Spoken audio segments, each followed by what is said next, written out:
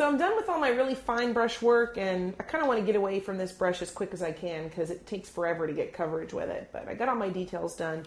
And before I move on to my next brush, I'm definitely going to clean my brush out with water because the kind of glue we're using, like Mod Podge or any similar glue that's water-based, but when it's dried, it basically turns into kind of like a plastic and it won't dissolve again. So if you don't clean your brushes and you just kind of set it aside, and if it dries on there, then you basically throw that brush away because it's not coming out.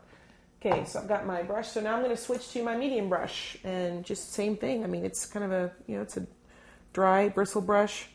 I'm going to kind of I'm just kind of massaging the head of the brush here to just, if there's any loose bristles, kind of pull them out. And I'm just going to now keep going with the glue. Again, not putting it on too thick. But now that I've kind of got the fine details, just kind of start filling in between them and just try and get as much coverage as I can while not messing up the detail I've already done. So I'll work with the medium brush for a while, kind of finish out these areas here, maybe trace it one time to just kind of get a little bit further away from the image. Then the last thing I'll do once I do that is move to the large brush and fill in all this big area there.